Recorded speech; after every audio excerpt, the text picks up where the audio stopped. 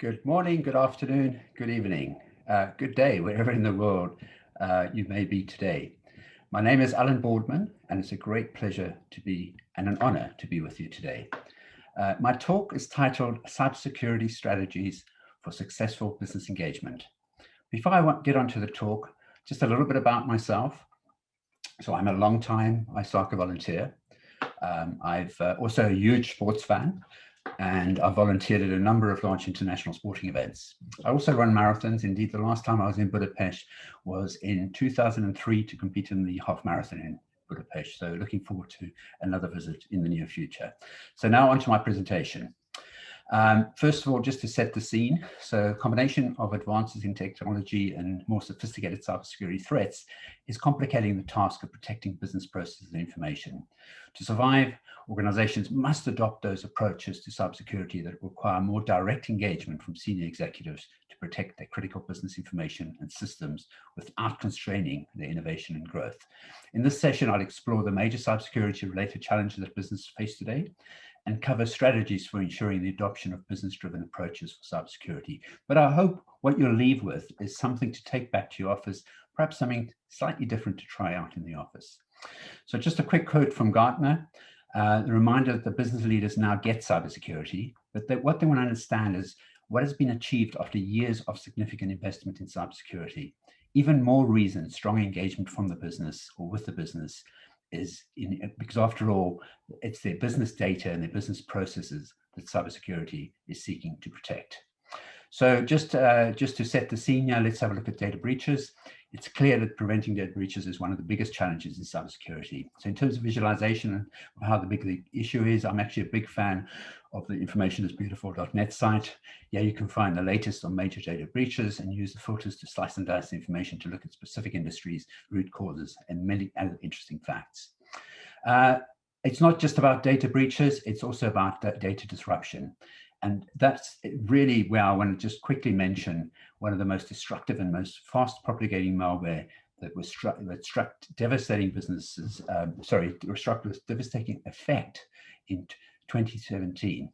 Of course, I'm speaking about NotPetya, an act of cyber war by almost any definition, one that was likely more explosive than even its creators had intended.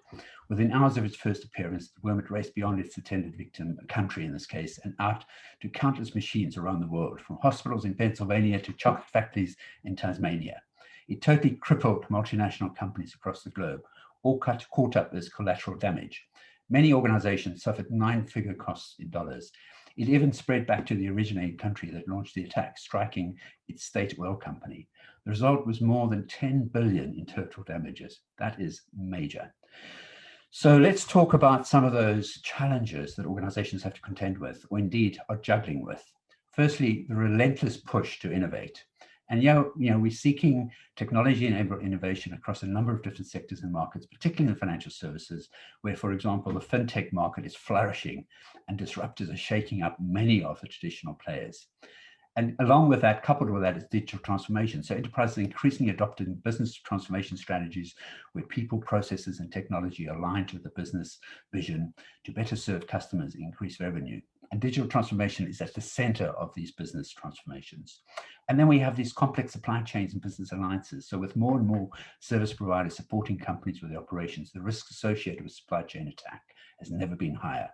We are seeing a lot of cyber incidents occurring as hackers infiltrate organization systems through an outside supplier with access to the data. It's therefore no surprise that third-party risk or supply chain risk is often referred to as a soft underbelly of cybersecurity. A lot of organizations are still playing catch up, trying to close those exposures. And then, of course, we have cybercrime. So I'm sure I don't have to remind this audience that cybercrime is rising at an alarming rate. But who's to say these cyber criminals actually, look like these guys in the photograph? I mean, these are innovative, well-resourced, motivated threat actors. Of course, these are also innovative, well-resourced, and motivated threat actors. Cybercrime is huge. It's now overtaken I think the drug industry and the biggest kind of wealth creators. And then, of course, the other thing organizations have to juggle with is deprivatization. So the removal of a boundary between organization and outside world. So deprivatization is protecting an organization's systems and data on multiple levels by using a mixture of encryption, security protocols, secure computer systems, and data level authentication, rather than reliance on an organization on its network boundary to the internet. Metaphorically, deprivatization is similar to, say, the historic dismantling of city walls to allow free flow of goods information. And then, of course, we've got the aggregation of critical workloads in the cloud. So cloud computing is now firmly established as the new normal for enterprise IT, where the benefits are vast. Across industries, cloud continues to be one of those fast-growing segments of IT spend. With greater spend, however, comes greater responsibility for CIOs to invest budgets wisely and a bigger impact if things go wrong. And what about the mobile workforce? So just for some context, endpoint is an end device linked to a company's network, and each device is vulnerable to a cyber breach that could expose the data, company's data. If you evaluate a typical office setting, endpoints are rather easily traced. So computers, mobile devices, servers, smart devices, etc. Well, all these endpoints under one roof and IT's help on site, organizations can ensure good cyber practice and stay ahead of the risks. But the unprecedented expansion of the mobile workforce has thrown a wrench into this whole equation. The more endpoints there are, the more complexity around the security need is needed to manage the volume and various types. So with millions of workers linking laptops, mobile devices, and tablets to the employer's networks, cyber risks are growing exponentially. Many personal devices do not have the cybersecurity protection of the company-issued devices, and mega organizations may not know what devices are on their systems. And then, of course, aligned to that, we've got the rapid adoption of mobile devices. So smartphones and mobile devices in general have become an omnipresent part of today's society, from accessing social media sites to mobile banking. It's tough to imagine people spending any time in the day not using their smartphones. So this convenience also trickles into the corporate scene, where more businesses have been implementing BYOD policies to improve operations. It's inevitable, therefore, that the use of mobile devices comes tied with a security risk, both to the corporate and non-corporate users. And then, of course, we have the reliance on legacy technology and processes. So many organizations still have old legacy systems that run business applications which users still rely on. When these systems don't get as much attention, they may no longer receive critical patches for the latest threats, making them extremely vulnerable when they are publicly available. So the cybersecurity risk greatly increases as companies continue to keep these legacy systems operational and publicly available. These systems might be more expensive to maintain, but they're often a critical part of daily business productivity. The downside is that they also offer an easy target, potentially, for cyber criminals. And then, of course, we've got these complex data protection regulations, new laws getting enacted across the globe to regulate the collection, retention, use, disclosure, and discarding of personal information. I guess we are all now very familiar with the European GDPR, General Data Protection Regulation, effective from 26 May 2018. And one of its requirements is that businesses need to take the necessary technical and organizational measures to ensure a high level of information security. And then, of course, we've got the global shortage of skilled cybersecurity workforce. As anybody working in the field of cybersecurity knows, the skills gap is very real and very pressing. So it's a problem for organizations across the world. So beyond the time, expense, and effort of recruiting, training, and the gaps in filling these positions, they result in additional pressure on existing security staff. The truth of the matter is that the supply of cybersecurity professionals is far less than the demand. And the role itself is difficult, complex, and frequently overwhelming. And this against the backdrop of the ever-rising volume and variety of cyber threats. It has all the makings of a perfect storm. Let's just talk about the FUD factor. It's good to use the FUD factor at times. I guess I'm using some of that in this presentation, but just to caution that it should be used sparingly and show some empathy to the management and the users out there faced with the onslaught of FUD. It can be overwhelming and may suffer from FUD fatigue. And now I want to just turn to some of those exciting things that are happening in technology and talk about the new and emerging technologies, and in some cases, maybe not so new anymore. The first one up is artificial intelligence, or AI, which can have a hugely impact cybersecurity in many ways in terms of detecting and preventing attacks in areas such as vulnerability management, authentication, behavioral analysis, controlling phishing, threat hunting.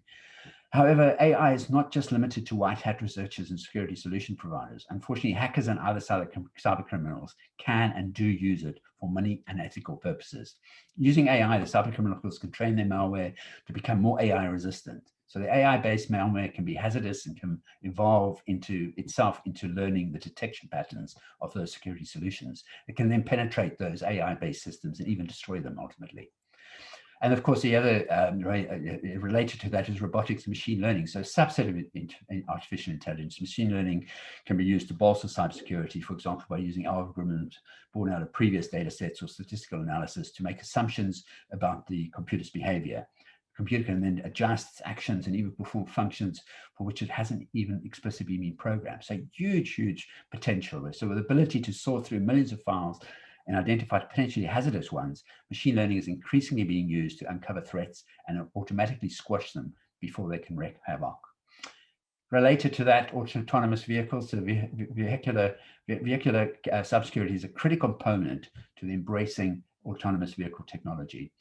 As the picture shows, there are multiple potential entry points to the autonomous vehicle, some of which can have life-threatening consequences. It's therefore essential that the appropriate cybersecurity measures are taken to help limit the number of potential risks associated with self-driving vehicles. And of course, my favorite is the Internet of Things. So Internet of Things devices, IoT devices, or smart devices are everywhere, and the numbers are constantly growing. Latest estimates talk about 20 billion upwards. So IoT make our lives easier and enhance our entertainment experiences every day. So it's pretty easy to see why the numbers are growing so rapidly. It seems safe to assume that they'll continue to be part of our world for many years to come. But what about the safety and the security? The fact is most IoT devices are designed and manufactured with very little or even zero attention to cybersecurity. Unfortunately, the devices can have huge impacts on security of the networks they connect to and the users on those networks. So like computers, IoT devices can be infected with malware, and in many cases, they're the easiest point of entry for cyber criminals to exploit when attempting to gain access to a business or home network. One only has to look at the Mariah botnet attack in 2016, which enslaved poorly secured Internet of Things devices, including security cameras. We're talking about several 100,000 of these cameras, digital video recorders, routers for use in a large-scale and successful large-scale DDoS attacks. And let's talk about 5G. So the introduction of the next cellular technology is upon us. 5th-generation wireless technology, or 5G, builds upon existing telecommunications infrastructures to improve bandwidth capabilities and reduce network generated delays. While the total evolution of 5G will take years, benefits are vast and includes faster download speeds, decreased latency, increased network capacity, and significantly machine-to-machine type communications. That said, there are always potential pitfalls and cybersecurity risk when it comes to introduction of new technologies. Let's talk a moment about smart cities. So everybody's been very exciting about smart cities for some time now. Developed and developing countries have already started creating strategies to turn their cities to become smarter, more resilient, connected, and ultimately optimize city operations, improve people's lifestyles, and boost revenue generation. Through the enabling technologies, though the enabling technologies offer great opportunities for smart cities of the future, they also open up entry points for criminals to execute the malicious activities. Therefore, smart cities have to become resilient enough to not only readily survive any socioeconomic variation, but also adapt to cyber attacks. And to achieve this level of sophistication, the powers that be should plan to build holistic, effective cyber resilience strategy, which will allow smart city operations to function well and securely. And then let's just look a moment at operational technology. So for many years, industrial systems relied upon the proprietary protocols and software, were manually managed and monitored by humans, and had no connection to the outside world. For this reason, they were a fairly insignificant target for hackers, as there was no network interface to attack and nothing to gain or destroy. The only way to infiltrate these systems was to obtain physical access to a terminal, and this was no easy task. So OT and IT integrated very little and did not deal with the same kinds of vulnerabilities. That's all changed. It's a very different story now, as we see more industrial control systems or industrial systems brought online to deliver big data and smart analytics, as well as adapt and adopt new capabilities and efficiencies through technological integration. So IT-OT convergence gives organizations a single view of industrial systems together with process management solutions that ensure accurate information is delivered to the people, the machines, the switches, the sensors, the devices at the right time in the best format. When IT and OT systems work in harmony together, new efficiencies are discovered, systems can be remotely monitored and managed, and organizations can realize the same security benefits that are used on other administrative IT systems. So the transitions from closed to open systems generated a slew of new security risks that need to be addressed. Let's talk about drones, which have certainly seen an increase in popularity in the past few years. And today they can be purchased and flown by anyone. They're affordable, come in all sizes, and can get actually quite sophisticated. Drones are now used for a multiple of purposes, ranging from recreational use, photography and filmmaking, agriculture, to surveillance, and so many other exciting uses, including trials for package delivery. So pizza coming to you soon. But technology like this can equally be used for good and bad purposes, and it can easily turn into a science fiction nightmare. One of the biggest concerns here is that drones can be hacked, or other drones can be used to hack electronic devices and gather data without one's consent.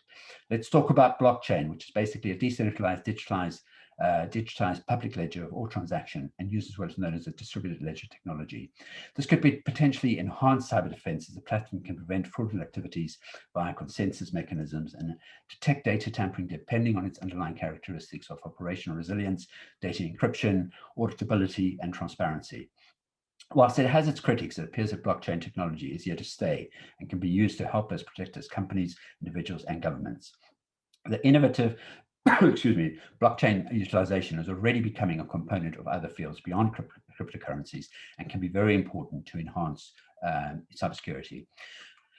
And in amongst all this, we've got big data and business intelligence. So big data can be defined as huge amounts of structural data and unstructured data that, because of its large size, can be processed using traditional database and software techniques. It's becoming increasingly utilized by companies as a way to discovering patterns and trends in behavior, allowing them to identify new markets, products, and services. From a cybersecurity perspective, it also allows for advanced threat detection and machine learning. Big data has the potential to be incredibly useful, as it can not only help block any potential cyber attacks, but also help to analyze huge amounts of data easier than was previously possible. Despite this, there's still a long way to go before big data and cybersecurity can coexist in harmony. Not surprisingly, the rise in big data usage hasn't gone unnoticed by the online criminals, as many hackers have now made companies using big data their prime targets. The growing number of data breaches to occur in recent years is a clear marker of the vulnerabilities of big data.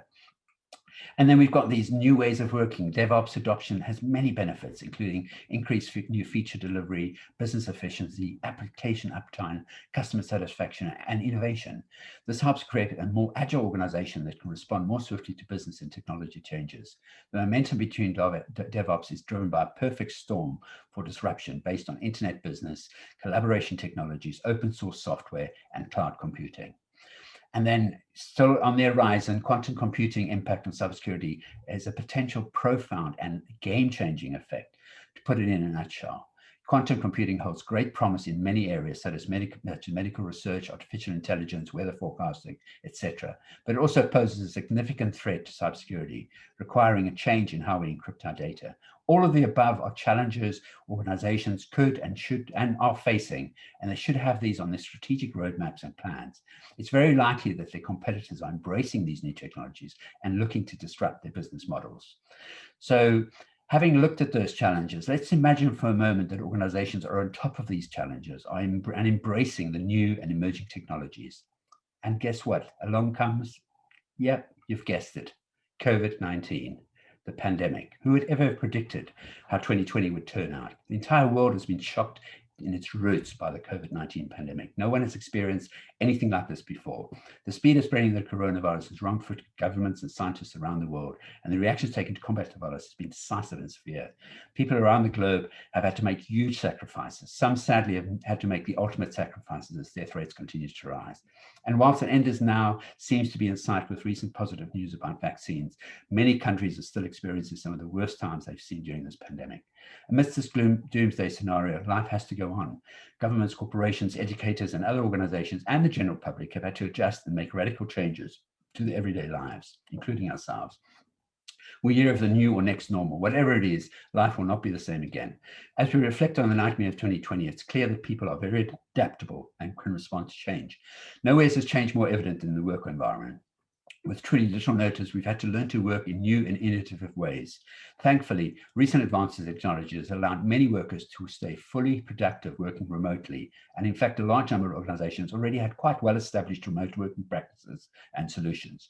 However, some organizations were forced to very quickly embrace these new ways of working, but thankfully, the wide availability of mature and secure networking solutions, video conferencing technology, project management software, and other collaboration tools and applications have helped significantly. However, the cyber criminals have not been slow to react. Unfortunately, the bad actors have seized on the pandemic on what seems to be a once-in-a-lifetime opportunity to significantly increase their efforts to defraud the public and organizations. In a way, their task has been easy by putting together these new and treacherous scams, particularly in phishing attacks, as more people are shopping online and taking home deliveries.